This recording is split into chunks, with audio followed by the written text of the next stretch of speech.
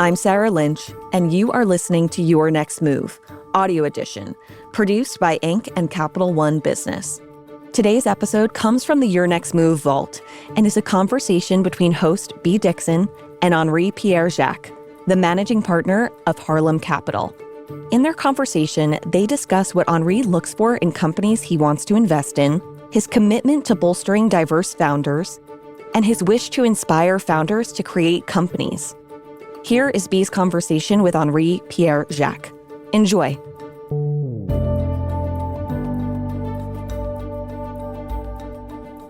Henri, it's so good to be here with you. I've been so excited to have this conversation all week. No, I'm super excited. Thanks for having me. So, Henri, you have a mission at Harlem Capital to invest in 1,000 humans, not just any human, but diverse humans, over the next 20 years. How are you running up against that? Yes, I think we're currently at 58 founders, but we always tell people it's not linear, it's going to be exponential. So we fully intend that to spike in the last, 5 to 10 years. But when we made that mission, we really wanted to create a mission that would stretch us and force us to be uncomfortable. We knew we could hit 100 founders, right? First, should we do 100? No, that's too easy. Should we do 1,000? 1,000's really hard. We're perfect. That's exactly what we need it to be. Right. And so I think we didn't fully appreciate, you learn, I forget the method, I think it's the STAR method, where you want to have a timeline, a metric, and a goal. And so we were trying to have some number, some time period of 20 years and some goal of what are we changing? And that phrase was us in a WeWork for 2 or 3 hours, figuring out what our end mission was going to be. And ultimately, that's what we landed on. And it's really what our guiding post is for the firm. It's a really dope mission. It's important because it makes the space human. It doesn't make it about race or background or, sexual orientation or anything like that. So I love it. No, appreciate it. When we started, we didn't know what it really fully meant. And now we're excited that we created that mission and we continue to try to evolve. We all start with missions that we don't know what they fully mean. But that's the thing about startup life. That's what makes it so fun, right? So can we actually back up a little bit? Because I'm sure that there are people that are watching this that don't even know what venture capital means. Can you tell us what the actual definition is of that and what that means to a founder from a venture capital firm like Harlem? Yeah, I would say, I don't know the exact definition. My definition would be an investment firm giving an early stage business capital and taking some amount of ownership, typically 5 to 15% ownership in the business and helping them scale, with capital and also with resources. Simply, my job is to give really smart people money and help them create really big businesses. I love it. And what would you say is kind of an idea for what happens after you give a founder money? Typically, what's the next step? Yeah, so it depends on the firm. I would say for us, because we are more value add hands-on, literally right after we give somebody money, we're doing an hour launch call, right? So before we give people money, the founders are typically answering a bunch of questions for us, but they don't actually get to know the VCs as well, because the power dynamic is the VCs have the capital, so the founders, pretty much pitching the VC. And so we want to take time to reset and say, hey, we've gone through this process, you've answered all our questions. And we got, you got to know us some, but probably not a ton. And we actually have a deck that we give to the founders on who we are, which is basically a revised portion of our fundraising deck for our LPs. And we give that to the founders and we walk them through it and say hey, this is who we are. This is our core values. This is what we believe in. This is our mission. And we're going to grow just like you, and we're learning just like you are. We're 3 years old and we're trying to scale with you. And we're grateful that you let us come on your journey. But here's the time for you to ask us questions. So that's really important. That's literally immediately after we invest. And then you've kind of got the stages after that where we're doing check-ins, every 3 months with the founders and helping to answer any core questions they have. Which is beautiful because you're showing them that they're choosing you as well. Yeah, it's a two-way street. Yeah, exactly, which doesn't happen all the time. But I feel like that it has to kind of turn into this new model where it is a two-way street, because you guys need businesses just like we need you. And I think that a lot of times founders don't necessarily know that. I mean, I'll take myself as an example, like I remember those moments of desperation. And it's like when you're pitching, it's like, please, please, please give me money. Please give me money, but it's the dynamic is that. So that's really beautiful that you kind of bring the founders that you work with into that fold and get them conditioned into thinking that way early. I would say we've learned that as well because similar to our founders, we fundraise, right? So we've had hundreds of fundraising meetings and, fund one versus fund two, which is basically the seed round versus the series A, like it's different, right? You've learned something. So when we went to raise fund two, we've done 100 meetings. We kind of understand that like the LPs need us just like we need them. And similar for founders, we see our founders in the seed stage versus series A, you can see their confidence level go up, their processes are tighter. And so like, we empathize because we go through that journey as well. Like we're asking people for money. This isn't our money. So we get it. Yeah, that's beautiful, man. That's beautiful. And so just to talk about how you guys invest, typically the way that you're investing is kind of pre-seed, right? Pre-seed or seed. I mean, nowadays, the round names are harder to define. So traditionally, pre-seed typically meant pre-product or pre-launch, and seed typically meant post-product, post-launch, like you have some customers. I would say in today's market, they're very merged. And so essentially, a lot of pre-seed or seed funds are taking the same level of risk and giving founders capital before they have an idea, before they have a customer, before they have revenue. And that wasn't always the case. Now, I would caveat that and say that the industries matter a lot. And if you're watching venture capital now, like Web3, crypto, fintech are the hot sectors, and you can kind of put e-commerce into there as well. And so more seed funds will make pre-seed type bets where it's pre-revenue in those spaces.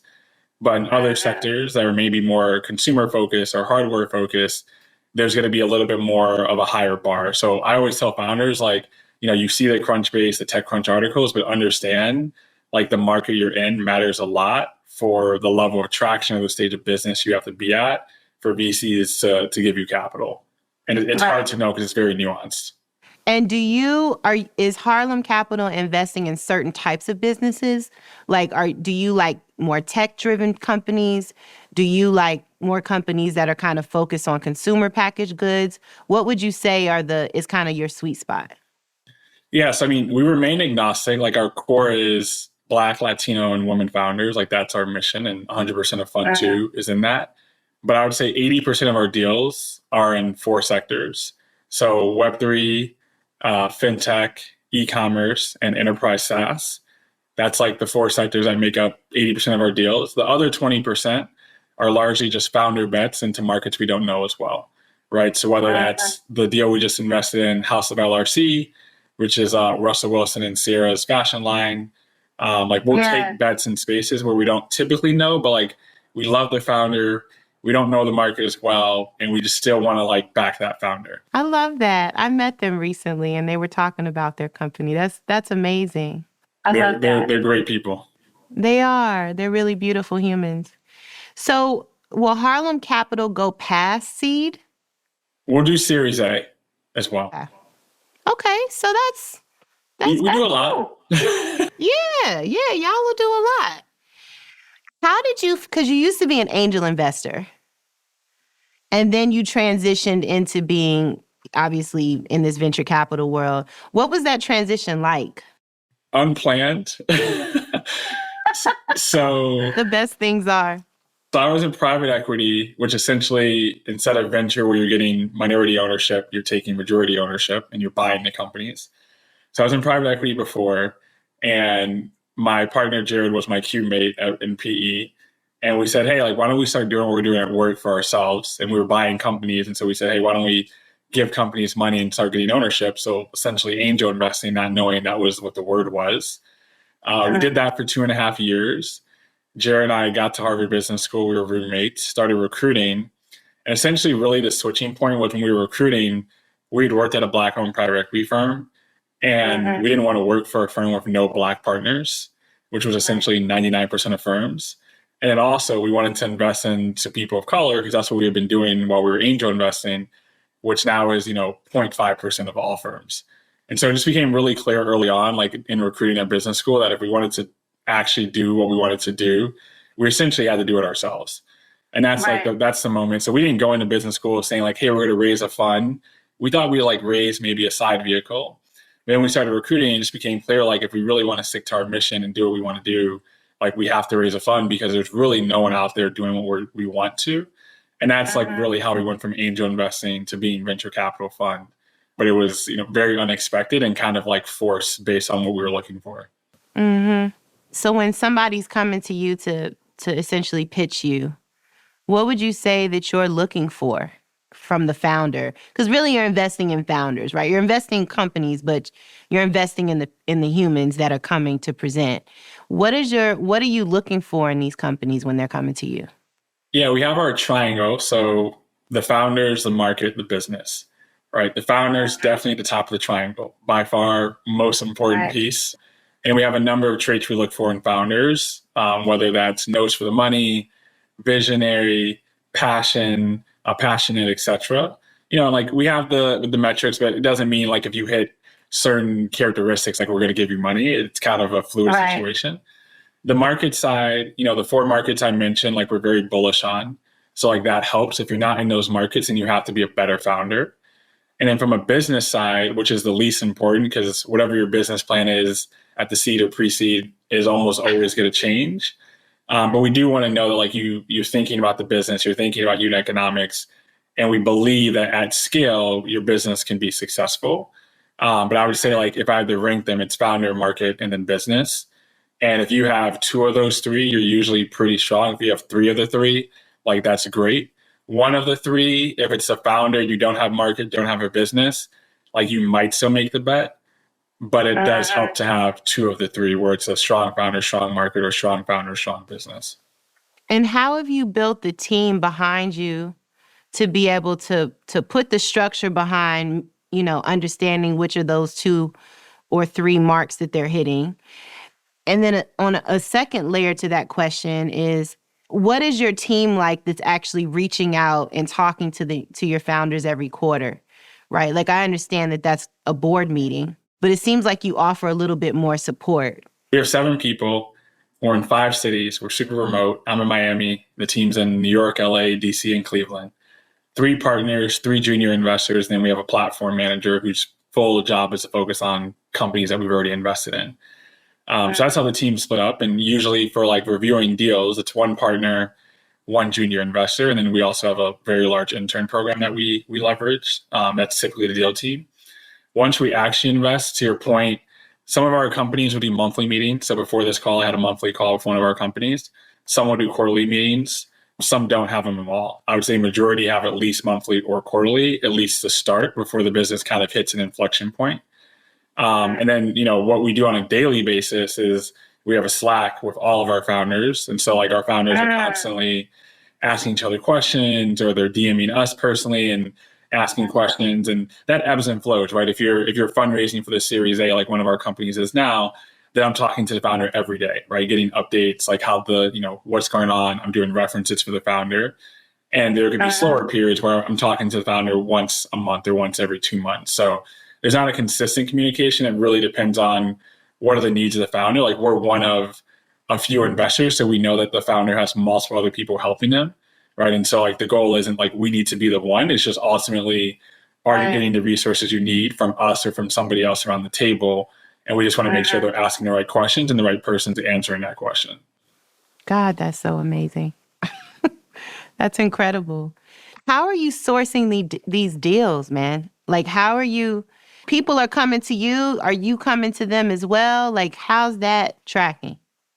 Yeah, so 2021, we saw 3,000 deals. 60% were inbound. So like on our website, we have a pitch form where people can just submit their decks and information. And then 40% of the deals came from other venture capitalists, our network, our interns, et cetera, right? For sure, having it come from an in-network, the 40%, you're going to have a higher chance of getting an investment. Like the data just doesn't lie. We look at our funnel and analyze it. Because when you're seeing 3,000 deals, there has to be some mechanism for like why we want to spend time, right? But like we have done deals. Actually, one of my companies here in Miami, who I was with this weekend, like was a LinkedIn inbound message. Right now, like there was something about that message that got my attention because it's two co-founders. One went to Harvard Business School, one went to Northwestern, and one of them worked at Bank of America. Like that's three facets of my life that overlapped. And so like I have more of an incentive to respond to this LinkedIn, DM. So there has to be like a reason for an inbound or network. Like we still do deals that are inbounds, but the network outbounds definitely have a higher conversion. And for us, we're way above like most VC firms. Like most VC firms are like 10, 20, 30% inbounds, and they're mostly focused on network, which is why the system exists where diverse founders are getting funding, right? And so we're trying to be very intentional and say, hey, like, we're successful African Americans and women. Like we can't be naive and think that like just funding our successful networks of minorities, like it's changing the infrastructure, the landscape, right? We obviously can fund people who've gone to Harvard and Columbia. I'm not going to ding them for that. But like, are we also backing people who are outside of our networks, who are people of color and women? And I was happy because in Fund 1, we looked at where all of our founders went to college, and the number one place was actually dropped out. And like of the 35 schools they went to, only like 4 or 5 of them were Ivy Leagues. And so we actually have a really good dispersion across our founders of like them going to schools and like being outside of our networks. And that's really important. And you can't be naive and think as a diverse investor, like you don't have biases. Like all of us as humans have biases. And so even if you're diverse and you're investing in diverse people, like you're still going to have biases. You have to look at the data to understand how do I correct those biases. And like we've tried to do that as much as possible. Which is responsible. Yeah, it's extra work, so that's why people don't do it. You gotta have the data first, right? And so like we track every deal by race, gender, geography, where we're sourced from, et cetera. And then we like look at an analysis to understand what are the differences in the convergence in the funnel by these different types of groups, and like where can we improve that. But you choose to do it is what I'm saying. Yeah, right? Yeah, we do. Which is beautiful. So I have an audience question from Lanice Logan. Lanice wants to know, what would make a business unappealing? There's more answers to that than appealing. Just because, if we see 100 deals, we only invest in one, right? So 99 of 100 are not going to pass. And I always tell founders, like, just because a VC passes or any angel passes, it doesn't mean you don't have a great business, right? Ultimately, like a deal we passed on last year, and actually is a unicorn now, and it breaks my heart. Like it's just part of the game, right? It's really, there's opportunity costs, and ultimately I get down to 3 or 4 companies, and they're all great. I just have to decide, like, hey, I can only choose one of these 4, and for whatever reason, whatever part of the season I'm in, I just invested in a similar business or whatever it is. Like I chose this one of the 4. So I think that's the first thing as a founder, like understand, like it doesn't mean that like you need to change something, because everybody has different lenses they're viewing to make their decisions. But I would say like some of the big red flags, not knowing your numbers. Like you have to know your numbers, even if it's early on, like you don't have revenue, at least know like your projections and the unit economics. I would say number 2, having a deck that's just not designed. Like it's very clear that like you're the one who made the deck designs, and there's like, square images that were copy and pasted from Google versus like transparent images, like just taking that extra step. Particularly like if you're a consumer tech business, right? And you're telling me like, hey, I'm going to be designing things for consumers, but yet you can't design your deck.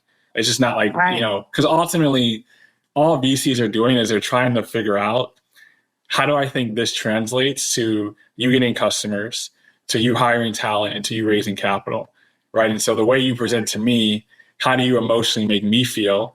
And do I think that like the way you're making me feel is going to make other investors want to give you money? The way you make me feel is going to make talent want to leave their, big tech companies to come work for a startup.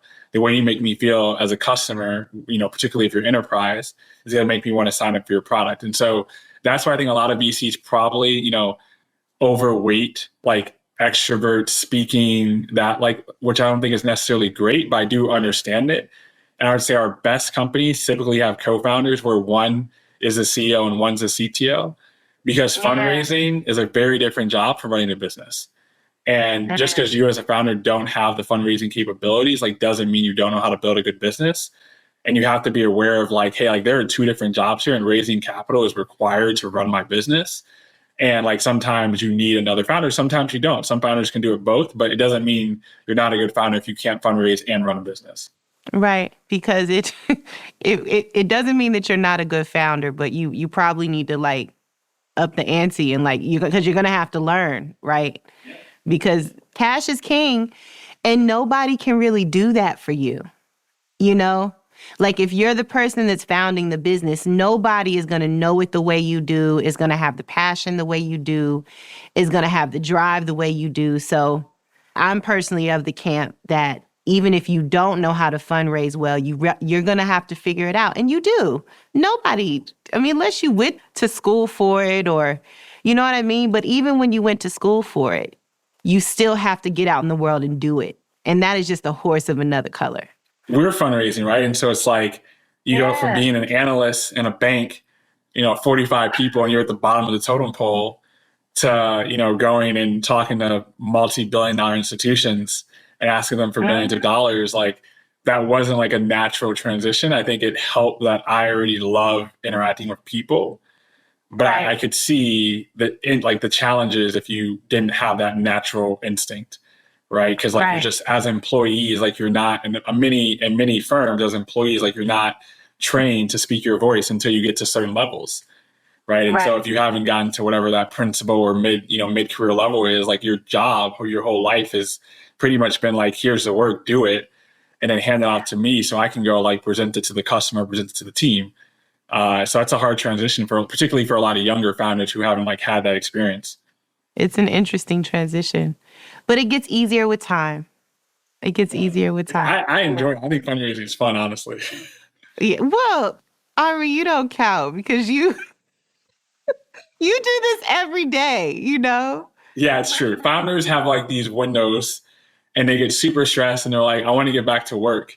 And I'm like, I literally this is your work. Fund one fundraise was 18 months. I'm like, you're complaining about 1 month of fundraising. Right. A proper fundraise can take that long. Diligence is the worst, but it's necessary.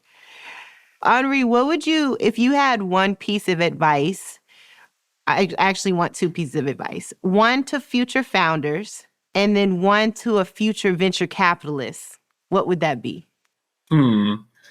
Future founder, I would say, and this is more like future, just like people, like one of my biggest things is just like you have to be you and you have to like authentically be you and be confident in yourself. The same for venture capitalists. So I think it's for both. Like when we were fundraising, I mean, fund one, you think, okay, I'm going to go to like Black people and they're going to understand and they know that like we don't get money. And like they were the hardest people to convince to give us money. Right. And in that moment, you have to like remind yourself, these are people who you're closest to. These are your mentors. This is your former bosses. Like basically saying like, I don't believe in what you're doing, even though I've known you for some amount of years. And I've even like, paid you as an employee. That's like really hard to take in.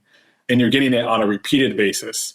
Right. And so if you don't have like that conviction as a VC or as a founder that, ultimately I remember calling my dad, my best friend's dad, turned me down. Eventually he came in.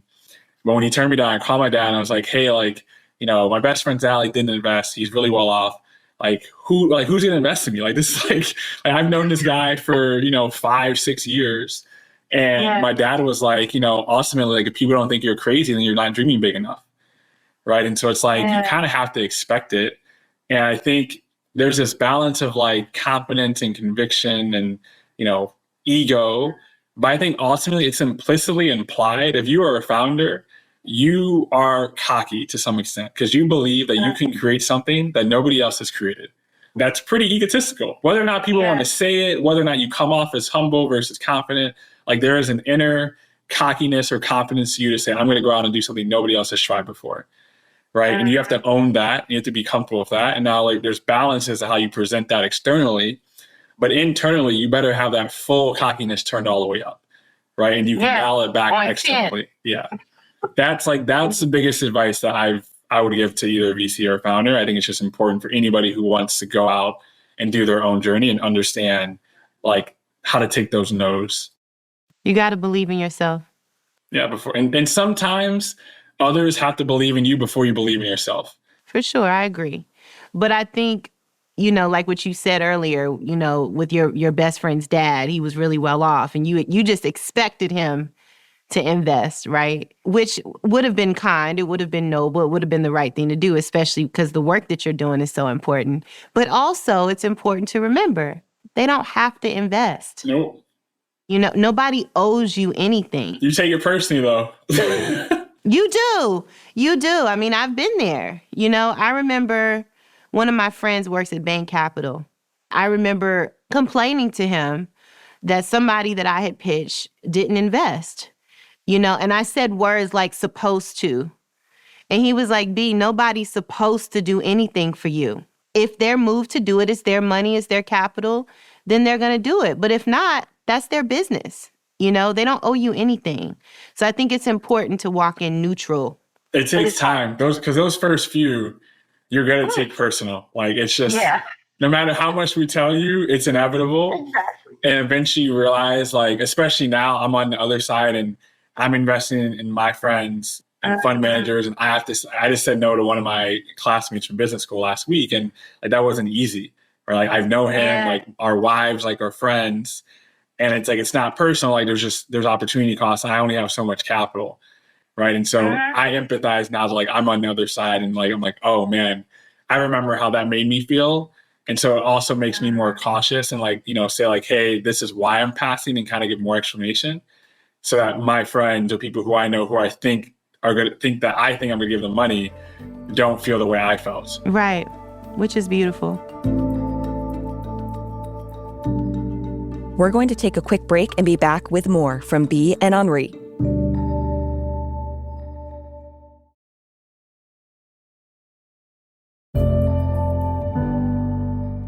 Have you had any companies that you passed by that you like kick yourself about now? Like, damn, I should have done that. Isuzu, the one I just mentioned, that's a unicorn. So Abby and Samir lived in Harlem. Their office was 7 blocks away from my house on 125th. I know his fiance as well. She's a friend of the firm. And so I've known them for years. We've seen their business, and, we didn't get the long-term vision. Right. And what kicks me even more is they're the first unicorn in Harlem. And obviously, like, I'm like, how did we miss the first unicorn in Harlem? So it hurt, like from like a selfish standpoint, yes, like you're mad at yourself. How did you miss it? From like an ecosystem standpoint, like Harlem got its first unicorn. There's another Black, founder who has unicorn status. Like that's like what it's all about. And ultimately, like our belief is like, if we believe in this market and we continue to be top players in the market, if the market rises, we will rise. Right. And so like our goal is like, ultimately we want to have diverse founders just win, and we want to keep being the best we can be. And like, if both of those go together, like we're going to be better off long term. Right. So you kind of like, you swallow your pride and you realize like, hey, you can't see them all. You got to support. Abby's a great friend. And then, what you do is you go back and reflect. Right. And so we literally went back and we looked at the memo and we like asked ourselves, like, what did we miss? Like, what would we have changed today? Like, do we think the process worked? Because really your anti-portfolio, the unicorns that you miss, often can tell you more than the ones that you actually invest in. And so it's really important to like take the time to like go back and like we look at like our missed deals every quarter. And so like, what are companies that we pass on that are continuing to do well? And then like, how do we figure out why we made that mistake? That's really important. It doesn't mean you have done them all, but it's at least important to reflect. Yeah, it is. And not only that, they're going to need money again. Very likely. And if they exit, you stay close and they exit, they come back, they start a new company and you just give them money. Exactly.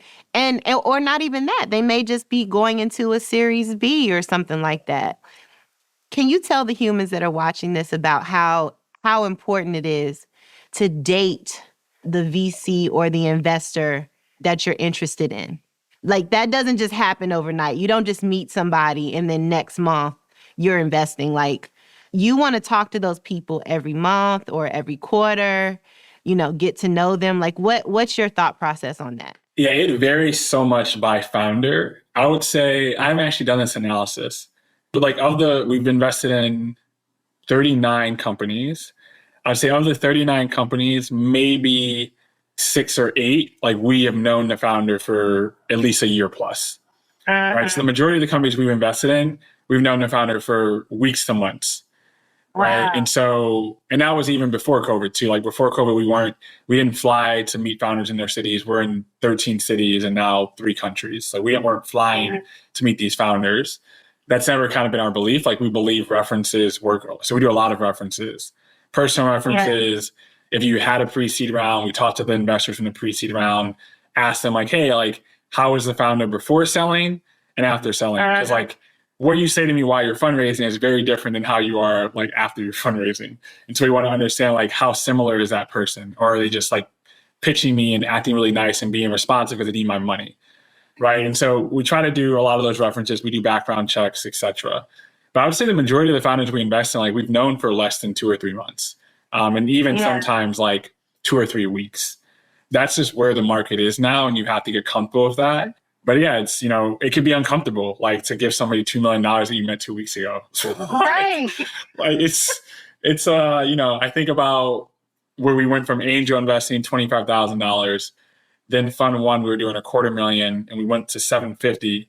Now in fund 2, our biggest check has been $2.4 million.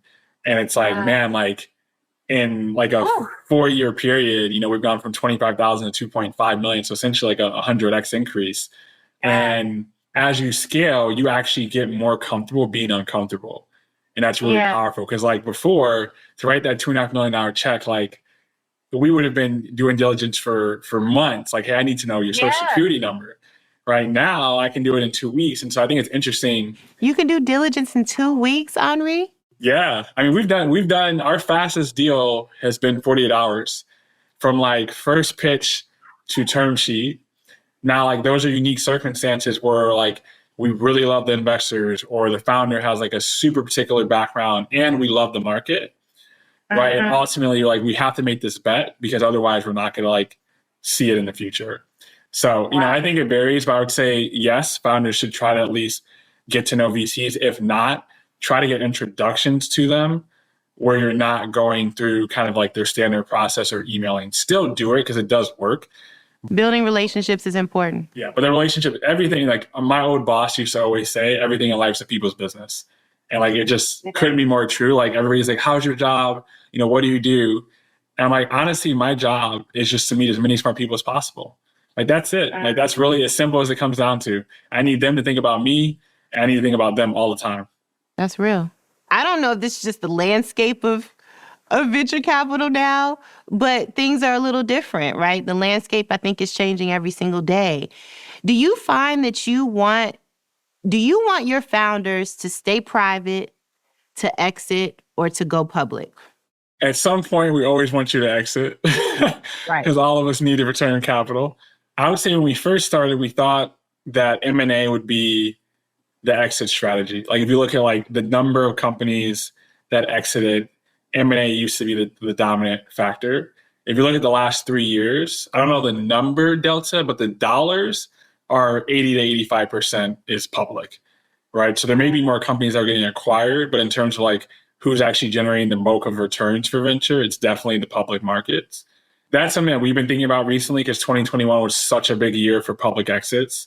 And so now like you have to think about that, like, hey, what about this business do I think will enable them to be a public company, right? And then like, so we do a lot of public comps analysis. So we look at who do we think the competitors are to this business, indirectly or directly, and then where do those companies trade out publicly from like a valuation standpoint? So like a valuation multiple, right? And based on the multiples in that space, how much revenue do we have to believe that this business has to get to in order for them to be worth $1 billion, 10 billion, et cetera, right? And so I think that's something that we do because we do see that the public markets are where the value is accruing like dramatically. You think about Airbnb and Zoom, et cetera. Like all these public exits are like multi-billion dollar exits, Coinbase, et cetera. How do you prepare the founders that you work with, right? Especially because your founders are kind of more are Latinx, Black, diverse humans. I'm a Black founder. You're a Black founder of a VC firm. How are you preparing them to have these conversations around exits and going public, right? Because sometimes in our community, and this is just facts, when we do make those leaps, it can be looked at as though we're selling out, even though that's not the case. But are you having these conversations with your founders? Is that a thing anymore, do you think? Typically not at the stage we invest in. I would say the core questions we ask before we invest are, how do you know you achieved what you wanted to achieve, separate from making money? And another question we'll ask is, who are the businesses that you think would acquire you? Largely because we want to understand, one, who do you view as like your bigger competitors? Two, the ones that are public, we want to put that into our public comp set to figure out what are the multiples in the space that you think of these people buying you, or where would you trade as a public company relative to those companies? So those are the two core questions we ask. And then once we invest in the company, like at the early stages, we're just trying to get you from 0 to 1, right? And then the next phase is 1 to 10, and then eventually it's 10 to 100 or 10 to a billion. So that's not a core part, but I think our best founders are always thinking about it, like whether it's their data room's always ready for the next round or in case somebody approaches them, whether it's the way they think about their vision. Because similar for us, we mapped our 20-year vision in our mission, right? And so it's like, if you're not thinking very long term, then ultimately, what's the point in my view? Like, you don't raise a venture fund to have one fund. You're not going to make money on one fund. Like you've got to have 3, 4, 5 funds. And so for a founder, it's the same thing. Like, you shouldn't be making decisions based on them, but you're not starting a company to raise a seed round, right? You're starting a company because you want to scale or go public and get acquired. It's like, if you're not visualizing that, then how do you think your journey is going to get there, right? And so I think visualization for anybody for goals is important. So you better be visualizing, ringing an NASDAQ bell. What does that mean? Obviously you don't know exactly how you get there, but you have some understanding of, these are my stepping points to get to the NASDAQ. I think that is important. And that gets to the vision question. Do we believe you as a founder are visionary? Because if you're not thinking in the future, then it's hard for us to give you millions of dollars. But sometimes it's not that they're not thinking in the future. It's just a narrative, right? You own something and you want to continue to own it. You want to control it. So I think a lot of times, I don't think it's people have that frame of thought because they think, do you understand what I'm saying? By the time you go public or get acquired, that frame of thought would have disappeared. Oh, it's died. Because ultimately, maybe you didn't realize when you raised a seed round and you gave up 15, 20%, right? But by the time you raise the A, the B, you've gone from 100% to 30% or 20%. The mindset of you owning your business, you've realized, hey, that's not going to work in venture. Right. And so that might be an early hesitation, but I haven't seen that for founders after they raise a Series A, because I think, reality sinks in pretty quickly. You've got to scale this business because you're not going to have 50% of the company when it exits. Absolutely. It does come with time, but I think in the beginning, you may not necessarily be thinking that way. And so then you realize when somebody asks you for 10 to 20%, oh. Yeah, with a straight face. You got to make that decision. Yeah, it's a real decision. So what would you say are your goals? What are your goals for your company, their growth? And then as they're kind of going in to do another round, what are your goals that are indicating, your KPIs that are indicating it's time? Yeah, I mean, the goal, as my partner Jared always says, is our goal is to get you from high school to college, right? And that's seed to Series A. And we're going to continue to help you get to go public, but there are teachers who are more equipped to get you to the next level. Our first priority is how do we get you from seed to Series A, right? And typically the KPIs for that is, it ranges, but let's keep it, more high level averages, $1 million plus of ARR, which is annualized revenue. Depending on the sector and what's your retention. So how much do your customers, if I gave you $1 this year, how much do I give you next year, right? Hopefully I give you more than $1 next year, so I'm growing as a customer. So what's your retention? What's your churn? If you're a consumer business, how many customers are you losing on a monthly basis, right? So depending on what sector you're in, there's got to be 3 or 5 KPIs that matter most to raise a Series A. And we're going to watch those very tightly.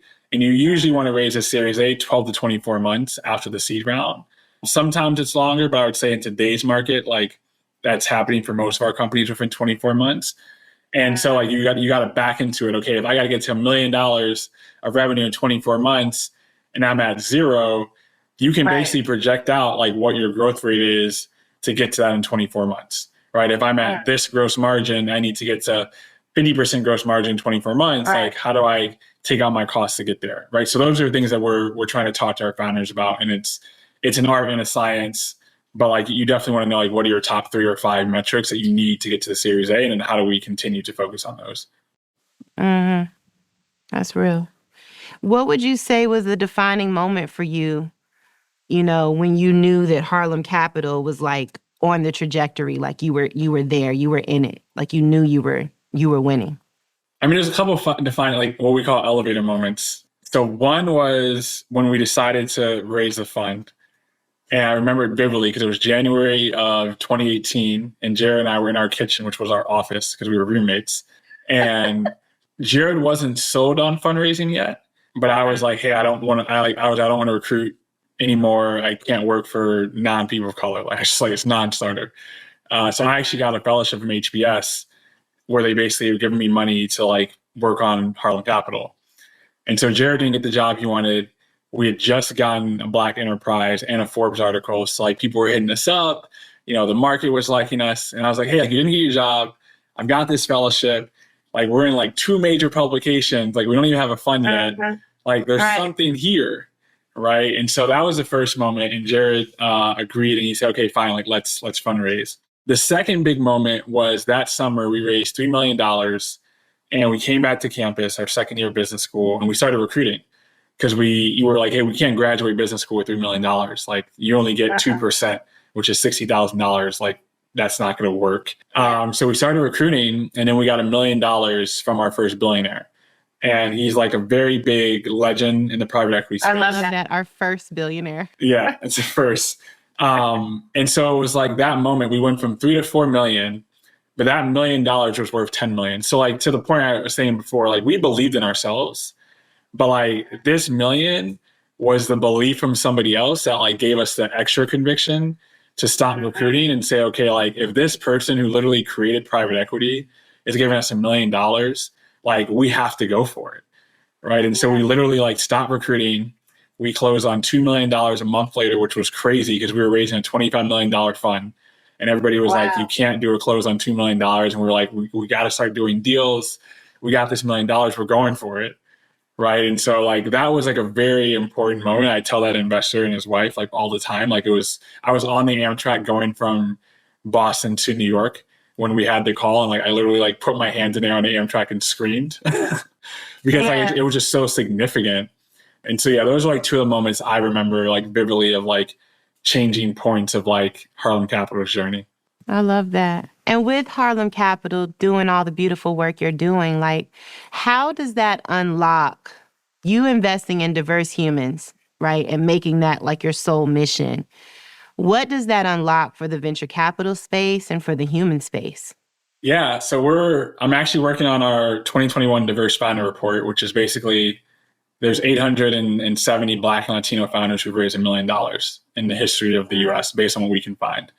And of those 870, we were 28, and we started investing in 2016. So since 2016, there's been like 350 companies. So we've already invested in roughly 10% of all Black and Latino founders who raised $1 million since we started, 4 or 5 years ago, which is kind of crazy.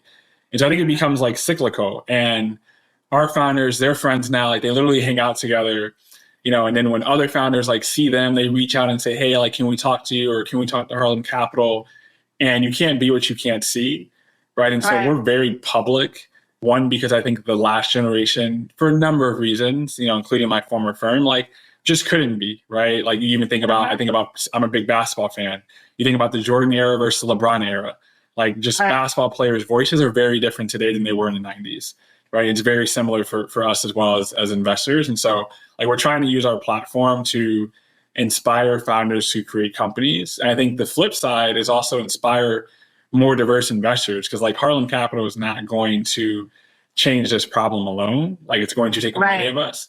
And so like one of my product accomplishments, which I actually tweeted yesterday, is our internship program. Like we've had 76 interns over the course of 3 or 4 years, 13 classes. And of those 76, 22 now work in venture capital. A number of them now like have gotten their MBAs and work at top firms. And like, that's like super inspiring for me, because now it's like they're at all these different firms, female founders fund, et cetera. And now they're like taking what they learned at our firm And whether that firm is diverse or non-diverse, like they're bringing that lens to that firm and they see deals, right? And so like that's the way like we can kind of get extra reach and expand the market even faster than just like, because we're only investing in 15 companies a year, right? Like there's only so much. Not only, that's a lot. It's a lot, but there's only so much we can change in an ecosystem that does 4,000 to 5,000 deals a year when we're 15 of them, right? And so like, we need other people, and the way for us is like our interns can be those nodes at other firms, and if each of their firms does 15 deals, and now we've got 20 interns, and then next year it's 30. Now you've got 300, 400, 500 companies where you've got like a diverse lens that's being used. And so like that's been super inspiring for me. We never thought that would be the case. Like we just started an intern program April of 2018 because we were fundraising. We're like, hey, we need somebody to make our deck, and then Gabby, who's our principal, was in our first intern class. So now I've known Gabby for 4 years. And like since then, we've hired 4 of our interns to work for us full time. Right. And so it's been great for us as a firm because we can hire that talent, but then also the ones we can't hire, they can go out and they can go work at other firms because people trust our funnel because we see so many interns. That's really dope. That is being the change in the world, right? Are you noticing real changes in the Black community when money is invested into new businesses there? Broadly, like we haven't done a lot of investments where the founders only focus on a certain demographic, right? Like we tell people all the time, like, or at least I tell people, like we're not an impact fund, we're a VC fund with impact. And what I mean by that is like we're not requiring the founders to like say, I have to approach, I have to be targeting underserved communities.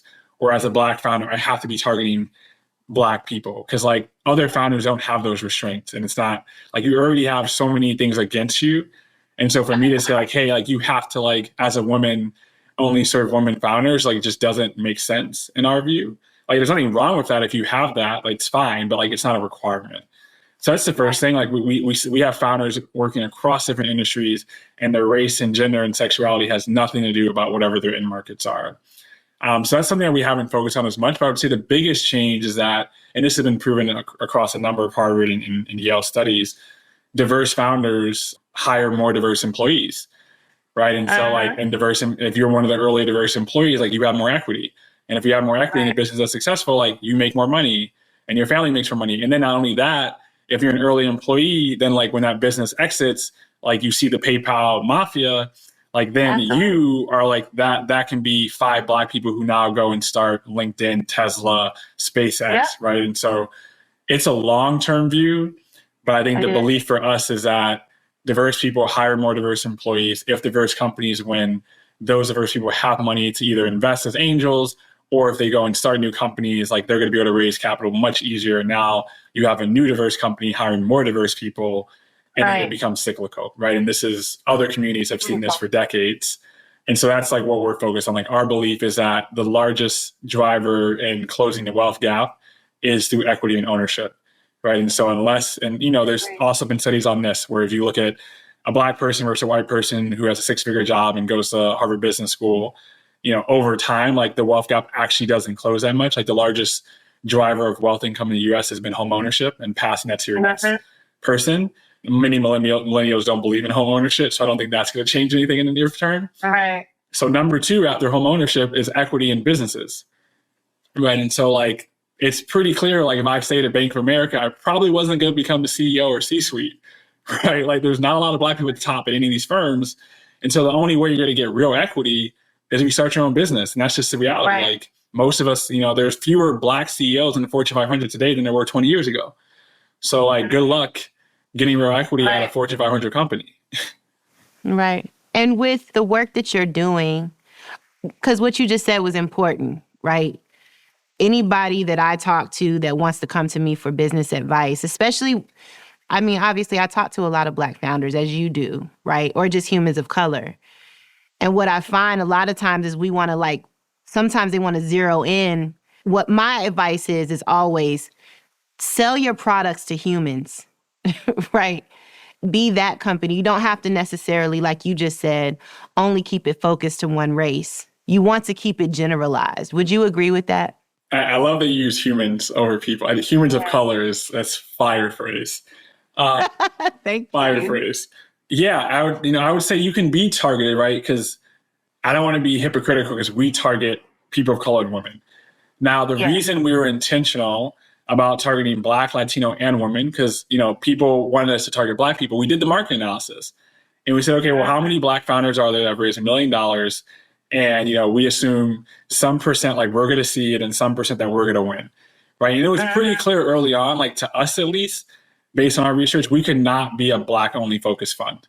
Like, maybe that would have worked as a $20 million fund, but we sure as heck weren't going to be a $1 billion fund in 5 to 10 years like we want to be if we only focused on Black founders. Like, doesn't mean there's not enough Black founders, but it takes time to build that ecosystem to have those founders get through. And so we realized, like, hey, we also need women founders, right? And who is winning? Like, who is after white and Asian men, which are by far getting the most capital? Like, next is white women and Asian women, and then it's Black men, Latino men, then it's Black women at the bottom. And like, we understand those dynamics. And so it's like, if we look at the market and understand where do we want to go, how do we segment it in a way where it gives us room to scale, right? So I don't think there's anything wrong with funds or companies that are targeting super sub-segmented, whether it's the Black community, Latin community, but you better understand like what your scale restraints are. Now, if you're an SMB and you're like, hey, I want to, like, I'm on Amazon's business accelerator for Black businesses. And what they call like tier one is if you have $250,000 of sales or more, means that person can live like a life just off of Amazon, right? So like, if that is your goal, like, that's fine. But you better understand, like, it's going to be really hard for you to build a $100 million business if you have a sub-segmented audience, right? And so I think ultimately what matters is like, what is your end goal, right? For you as a fund, and for us, we're pretty public. Like, we want to raise $1 billion of capital by 2030, right? And so we look at that and we look at our end goal, to my point of having a vision. How do you back into the market that enables you to hit your vision in that time period? Yeah, I agree. You can be successful in both ways. I'm not saying that. I just think that you get further, you scale quicker, your company can move faster if you're serving humans and you're not just focusing, Yeah. And that's the venture way, right? And being on Amazon board like forces me to take a step back, right? Because 95 or 92% of Black businesses are sole proprietors. Right? It's like the reality is like most Black businesses aren't going to be or trying to be venture backable companies. And that's completely fine. Right. And so whatever advice I give, I caveat it with like, my mindset is from a venture mindset. Henri, that is such a great note to end our conversation on.